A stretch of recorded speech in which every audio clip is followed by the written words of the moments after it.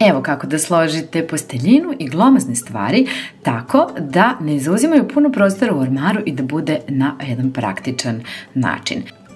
Čaršav možete složiti najlakše tako što ćete najpre da pronađete sva 4 ugla. Staviti jednu ruku u jedan ugao, a drugu u suprotni ugao sa iste strane, pa spojiti uglove na ovaj način.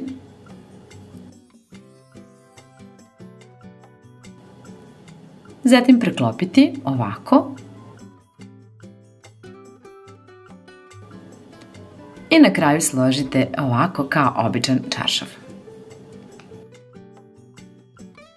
Samo ispratite korak po korak.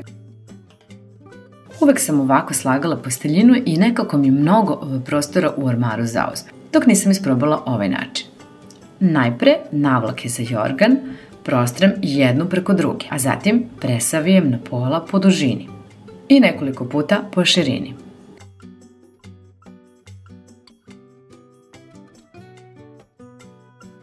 Kada dobijem ovako uredan pravogonik, na isti način složim jastučnice.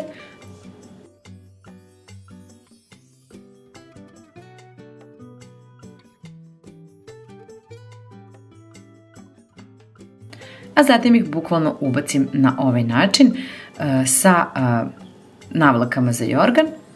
Ovako složena posteljina zauzima mnogo manje mesta, izgleda uredno i lako se pronađe. Evo ga i drugi način kako možete da složite posteljinu, recimo za jednu osobu. Prostrete ovako, zatim presavijete i na pola ovako savite jednu stranu, zatim drugu.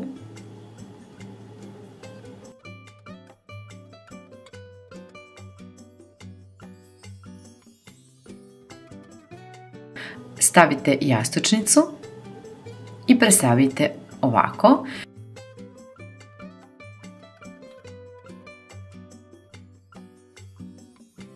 Kada smo dobili jedan lep pravogonik, potrebno je samo izvrnuti ovaj deo.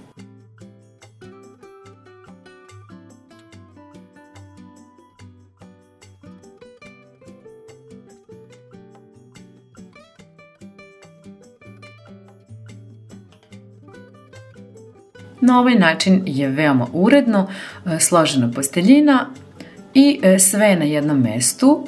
Pogledajte, praktično također ne zauzima puno prostora. Sada da složimo jednu štep deku. Ponavljamo bukvalno postupak kao što smo slagali i posteljinu, samo ovog puta bez jastučnice. Kada jednom naučite ovako da slažete, vidjet ćete i sami da možete mnogo toga da složite na ovaj način. Veoma je praktično.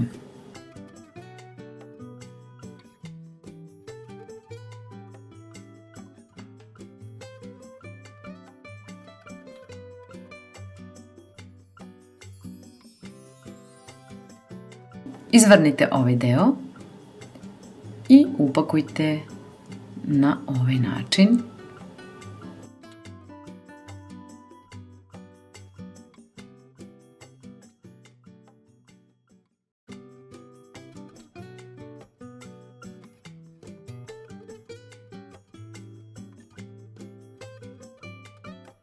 I pogledajte kako je praktično, neće se otvarati, a može da posluži čak i kao jastuk.